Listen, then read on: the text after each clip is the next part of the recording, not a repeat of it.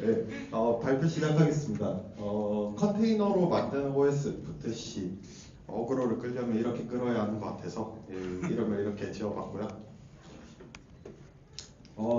제 프로필은 궁금하시면 여기 링크트리 찍으시면 되고, 또 궁금하신 분은 저한테 따로 여쭤보시면 되고요.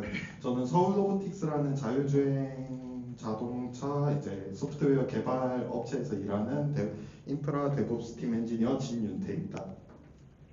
먼저 10초 정도 드릴 테니까 이거 스캔해 주시면 감사하겠습니다. 이게 오늘 할 프로젝트를 제가 직접 구현한 건데 좀 보고 이해하시는 게 훨씬 빨라요.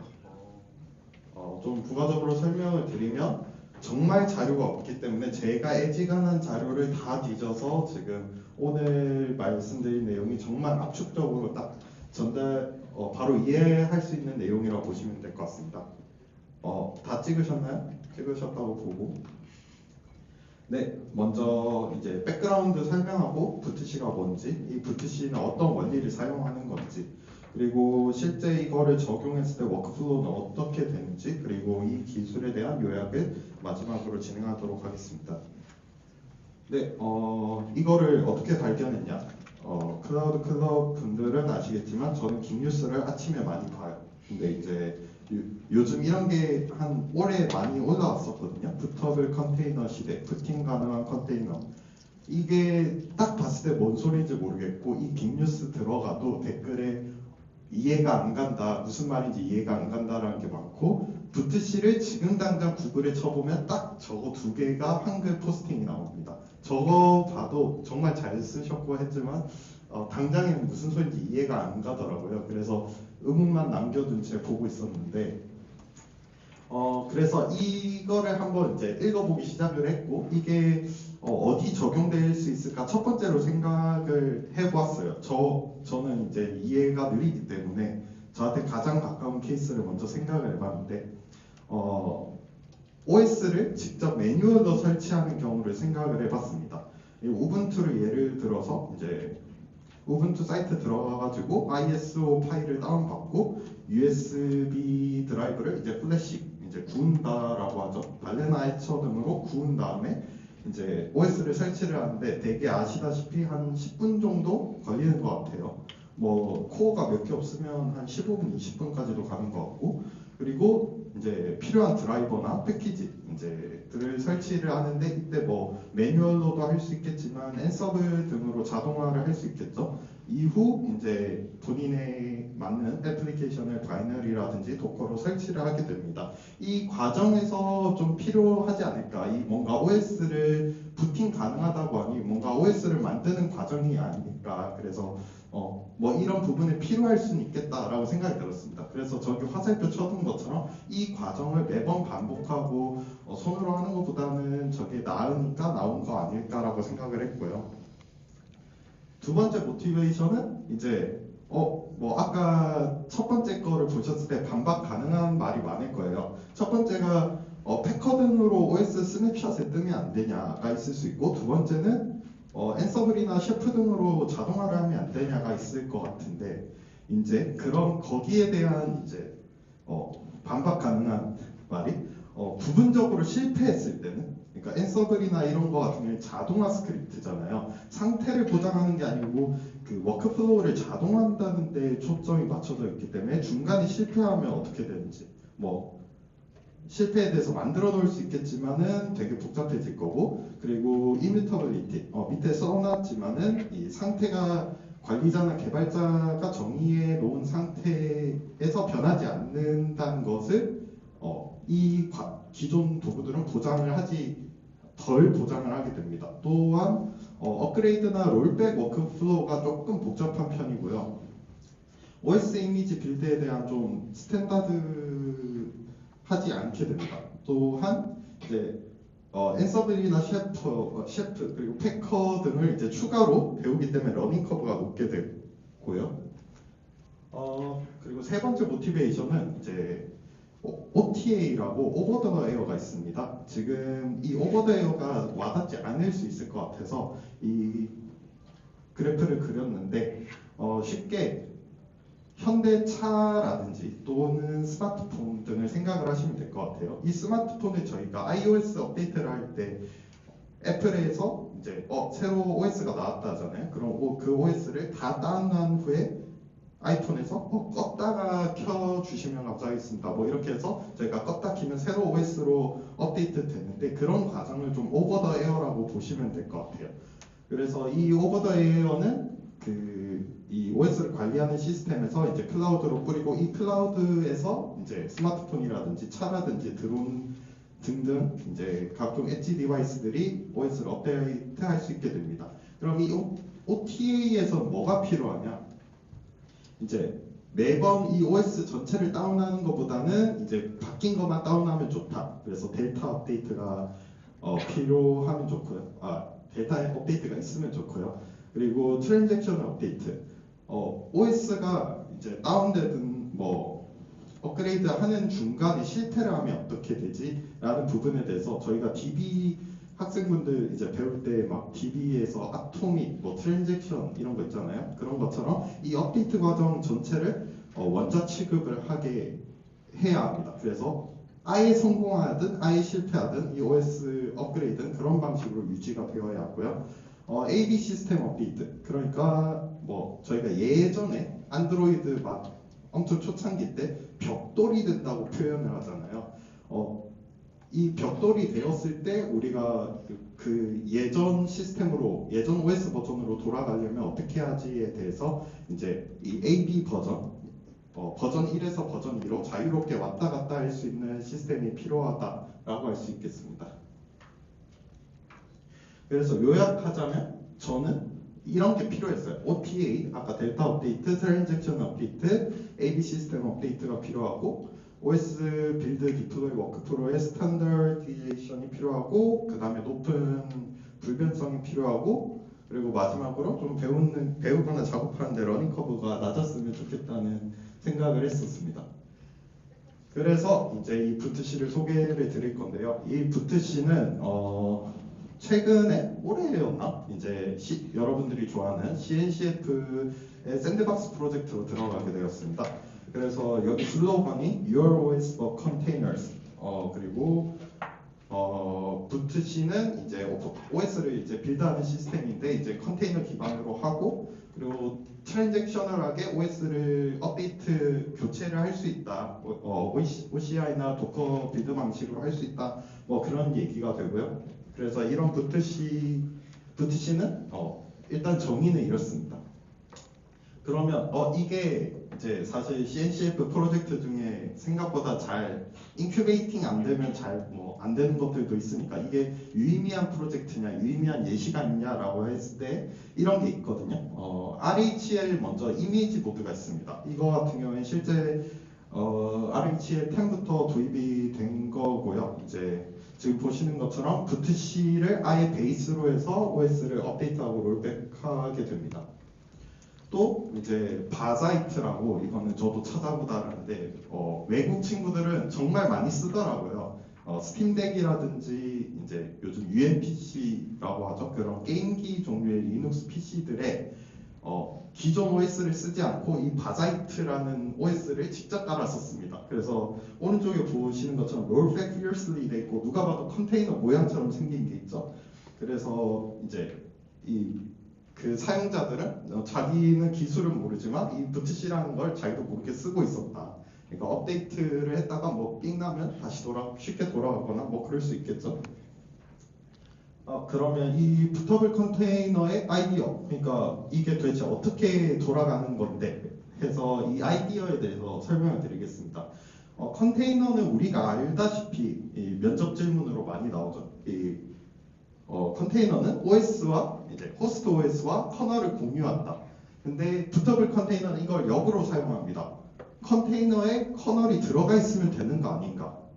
그 커널과 initLMFS가 들어가 있고 이걸 OS로 바꿀 수 있기만 하면 되는 거 아닌가 해서 이 커널을 역으로 집어넣어요. 그래서 이 역으로 집어넣은 베이스 이미지들을 QAYIO에서 이제 실제로 확인할 수 있습니다. 그 베이스 이미지를 가져다 쓴 걸 권장을 해요. 그래서 페도라나 CentOS 부트C 태그를 보시거나 페도라 코어OS 뭐 오픈시프트 쓰시는 분은 알겠지만 이제 RHEL 코어OS의 업스트림 프로젝트거든요. 그래서 페도라 코어OS가 있습니다. 그래서 핵심은 리눅스 커널이 이미 내장돼 있다.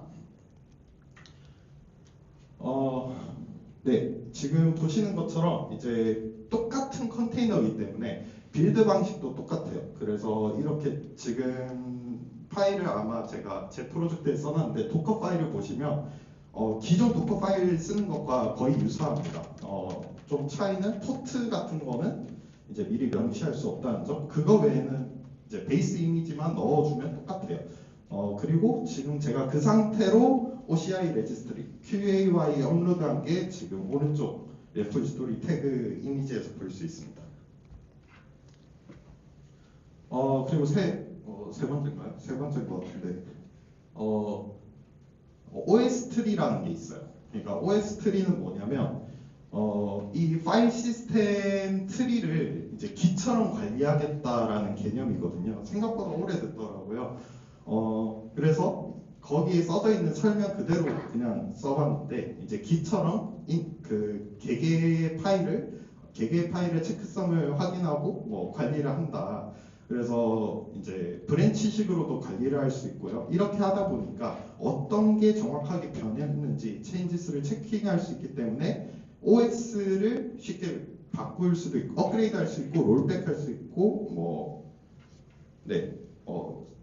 체크아웃도 할 수 있게 됩니다. 그래서 이제 기 체크아웃처럼 거의 커맨드도 비슷하거든요. 기 체크아웃처럼 OS 트리도 쓸 수 있고 재부팅하면 OS 트리 이전 버전으로 뭐 아니면 다른 브랜치로 OS를 바꿀 수 있게 되는 뭐 그런 기술입니다. 그리고 이 부트C의 조금 특성을 하나 말씀드리자면 이제 폴더에 좀 특성이 있는데요. USR 디렉토리 아래가 전부 리드 올리가 됩니다.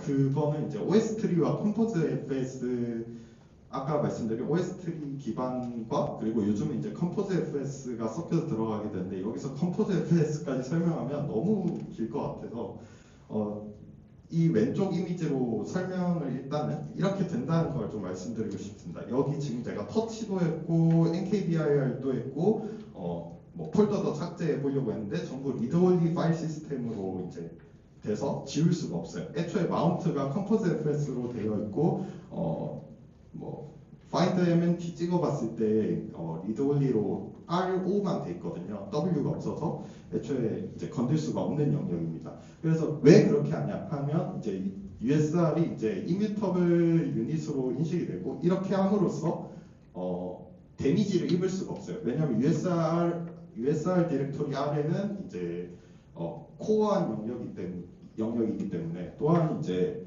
시스템의 이제 일관성과 재사용성을 리프로듀서빌리티를 좀 보장을 할 수 있게 되기 때문에 이 USR이 리드 올리로 되게 된다는 것을 좀 설명하고 싶었습니다.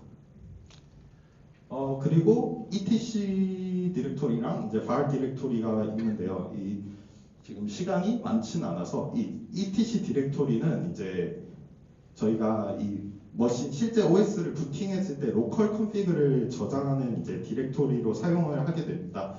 그럼 이제 궁금하게 될 수 있는데요. 부팅하고 나서 ETC 내부의 파일을 변경하게 되면 어떻게 되냐라고 하면 이제 3way 멀지 방식을 사용하는데 Git을 좀 공부하신 분은 알겠지만 Git 멀지도 3way 멀지로 돌아가게 돼요. 그래서 ETC 내부의 이 머지가 어떻게 처리가 되냐는 지금 이 그림과 이 표를 보시고 이해를 하시면 될 것 같습니다. 그래서 ETC는 그 3way 머지 방식으로 안전하게 보장이 된다라고 보시면 될 것 같고 var 디렉토리는 여러분이 일반적으로 쓰시다시피 이제 로그나 데이터베이스용으로 쓰게 되기 때문에 이제 시스템이 도는 동안 이제 데이터가 바뀐다라고 할 수 있고 그래서 ETC와 var은 USR 디렉토리와 다르게 뮤테이블하게 보존이 되고 반대로 USR 디렉토리는 아까 보셨다시피 이뮤터블하게 이제 유지가 돼서 서로 각각 뮤테이블한 것과 이뮤테이블한 게 분리가 되게 됩니다.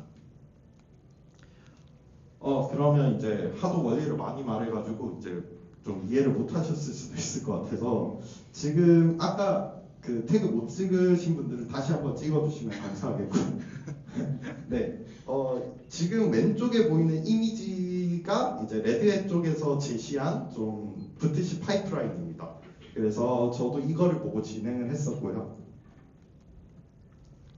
네, 그래서 첫 번째 이제 컨테이너 빌드를 보면 될 것 같은데, 네, 오른쪽에 제가 어떤 파일을 보면 좋을지 명시를 해 두었으니 좀 그걸 보고 좀 참고하시면 될 것 같습니다.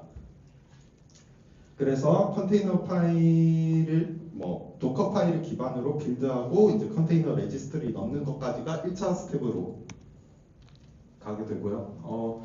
이거는 별 특별할 게 없어요. 독스에서 권장하는 대로 물론 스크래치부터 만들 수 있겠지만 프리빌트된 베이스 이미지가 QUAY에 있거든요. 그래서 페도라 부트시 등을 저는 썼고요. 도커 파일 라이팅과 거의 유사한 걸 똑같이 확인을 할 수 있습니다. 문제는 이제 이 부트시가 레드햇 쪽 계열에서 나왔기 때문에 파드맨을 쓰라고 너무 권장을 많이 해요. 근데 지금 없네. 네, 파드맨을 지금 쓸 필요는 없고요. 도커 파일로 써도 상관없습니다.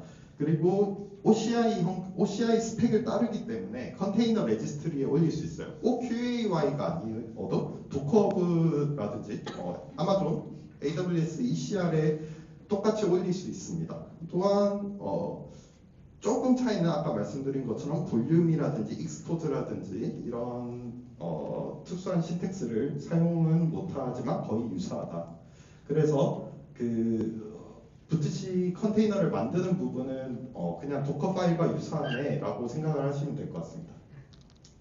그 다음에는 이제 실제 OS 첫 번째 부팅 때는 무조건 OS로 부팅을 해야 하거든요. 그래서 컨테이너 형식을 이제 ISO라든지 디스크 포맷으로 전환하는 작업이 필요합니다. 마찬가지로 메이크 파일과 지금 템플릿이라는 템플릿 TOML 파일을 좀 보시면 될 것 같고요.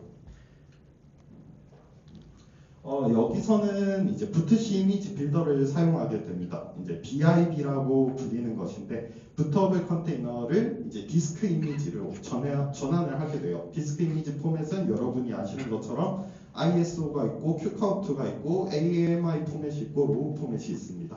이 모든 포맷으로 전환을 할 수가 있고요. 조금 단점은 아니고 이 독스를 보면서 제가 좀 느낀 건 파드맨 사용을 강요를 해요. 근데 또 파드맨이 원래 루트리스인데 여기서는 또 루트 프리빌리지가 있는 파드맨 사용을 권장을 합니다. 그 이유는 발리브 컨테이너 스토리지 안에 OCI 레이어를 저장을 하게 되는데 네, 저거 사용을 이제 강요를 좀 독스에서 하게 돼 있더라고요. 그래서 저는 이거는 좀 별개인데 파드맨 사용을 꼭 하고 싶진 않아서 어떻게 하면 도커로만 처음부터 저희가 빌드할 때도 도커 파일로 했잖아요. 그래서 일반성 있게 어떻게 하면 파드맨을 안 쓰고 도커를 쓰게 할까를 생각을 해보다가 이제 같이 스터디한 송나영 님이 이제 파드맨 컨테이너가 있다라고 해서 이제 도커인 도커 방식을 사용해 가지고 도커만으로도 부터블 이미지를 ISO 포맷으로 이제 바꿀 수 있게 해놨습니다. 네, 그렇게 해서 지금 메이크 파일에 다 정의를 해뒀고요. 그래서 make convert to ISO만 실행을 하면 ISO 포맷으로 바꿀 수 있고 또 거기 아마 AMI도 적혀 있을 건데 AMI 포맷으로 바꿔서 AWS에 올라가게도 테스트를 해봤고 만들어 보았습니다. 네, 그리고 TOML 파일인데요. 이 TOML 파일을 보면은 이제 저희가 초기에 부팅해서 어떻게 이미지가 OS로 올라갈지에 대해서 이제 구성을 하게 되는데 아나콘다라는 킥스타트 컨피그레이션 바탕으로 이제 디스크라든지 패스워드라든지 유저 이름 등을 미리 정의해 놓고 부팅하면 바로 그 상태로 이 화면이 안 뜨게 부팅이 되게 됩니다. 네, 그렇게 해서 그 USB를 전 꽂아서 했는데요. 이제 이렇게 바로 화면이 뜨고 저렇게 오른쪽 이미지와 같이 OS가 부팅되게 됩니다. 저 같은 경우는 제가 슈퍼맨 배경화면을 미리 넣어둬가지고 부팅이 저렇게 된 모습이고요. 그러면 ISO 오케이 그러면 저 USB로 바꿔서 맨날 그렇게 새로 꽂고 부팅하고를 반복해야 하냐는 아닙니다. 이제 한번 초기 딱 그렇게 배포를 하고 난 뒤에는 컨테이너 레지스트리로부터 원격으로 받아와서 업데이트를 할 수 있게 돼요. 네, 그래서 아까 부팅한 이미지에서 제가 지금 부트시 커맨드를 친 모습인데 지금 보시는 것처럼 첫 번째 부트시 스테이터스를 쳤을 때 이제 현재 스테이터스가 나옵니다. 그리고 이 이미지가 어떤 OCI 이미지로 부팅되어 있는지도 나오고요. 이거를 이제 원격에 있는 다른 이미지로 스위치나 업그레이드를 해보았습니다. 그래서 레지스트리로부터 이제 컨테이너 이미지를 원격으로 가져오게 되고요. 자동으로 이제 비교를 해서 이제 다음에 부팅할 이미지를 스테이지 저희가 깃에서 말하는 스테이징이랑 의미가 똑같거든요. 그래서 스테이징으로 다음 부팅할 이미지를 올리게 됩니다. 그리고 껐다가 키면 이제 저희가 아까 의도한 이제 그 이미지로 스위칭이 되게 되고요. OS가 실제로 바뀌게 됩니다.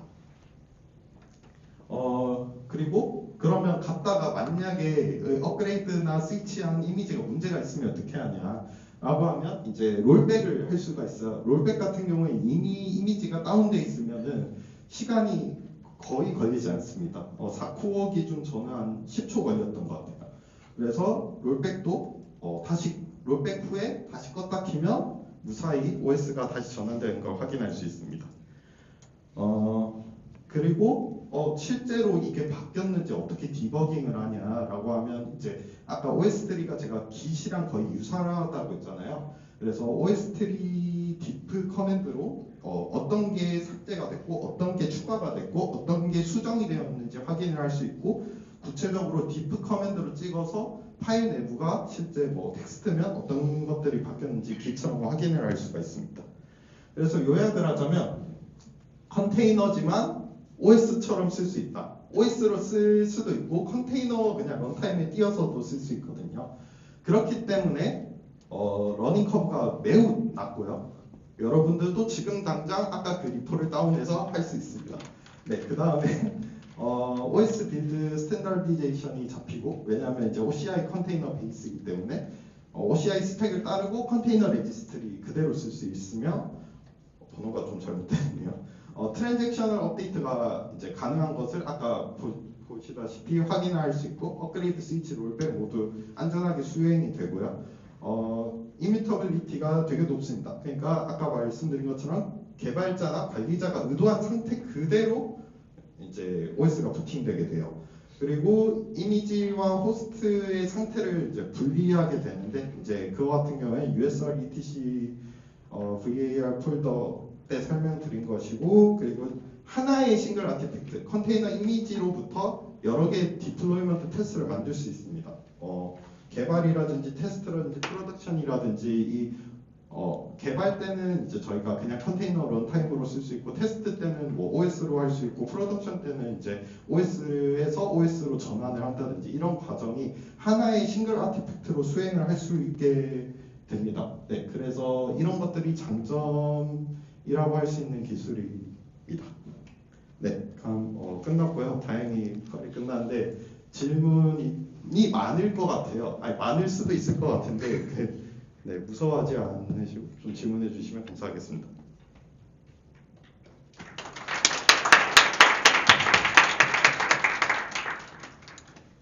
네, 질문 있으신 분들 손 들어주시면은 운영진이 마이크 전달할 거거든요. 질문 편하게 해주시면 됩니다. 시간 아직 좀 있어가지고.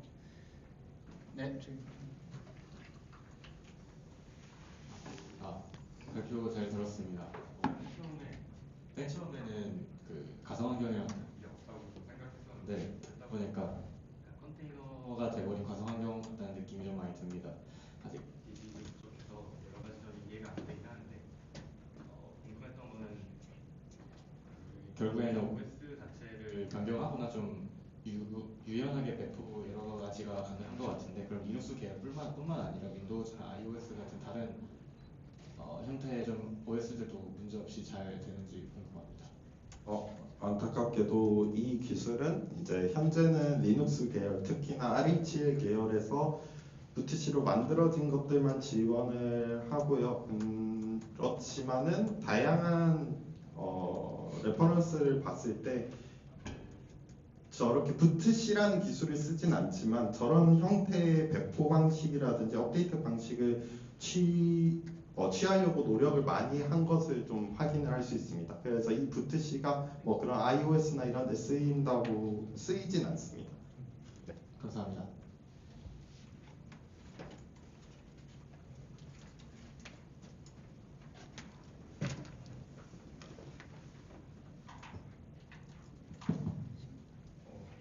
이거 잘 안 돼서 그냥 이렇게 말할게요. 일단은 발표 너무 잘 들었고요. 제가 궁금한 거는 큰 건 아닌데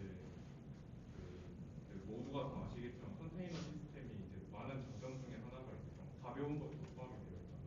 근데 혹시 제가 궁금한 거는 이렇게 구성해 주신 환경 중에서 이제 레이턴시 크리티컬한 상황에서 혹시 또 똑같이 가볍게 동작하는지가 좀 더 이해가 안 되실 것 같고요. 설명을 드리면 저런 픽스지 같이 좀 이제 초저지연을 요구하는 환경에서도 좀 저지연성 때문에 컨테이너를 많이 활용하는데 저런 거를 도입해도 괜찮을까?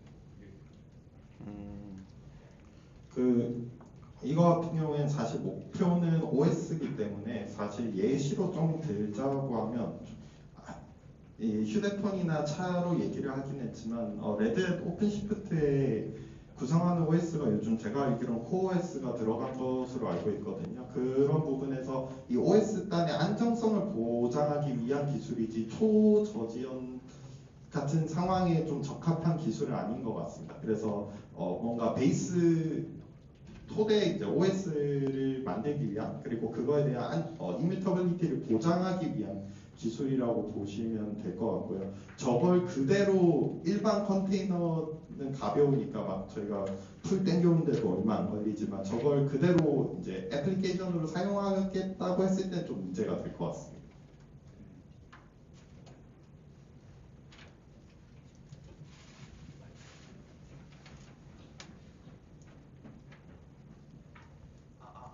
저도 그냥 말하기 나을 것 같아서 정말 너무 잘 들었고 저는 궁금한 게 사실 이제 엣지 디바이스가 메인 도메인이 아닌 사람 입장에서는 OS가 다른 브랜치로 이동돼야 된다는 것 자체가 솔직히 약간 어느 정도는 약간 공감이 안 가서 혹시 이게 어떤 의미를 가지는지 혹시 조금 간단한 상황을 설명해 줄 수 있을까 합니다.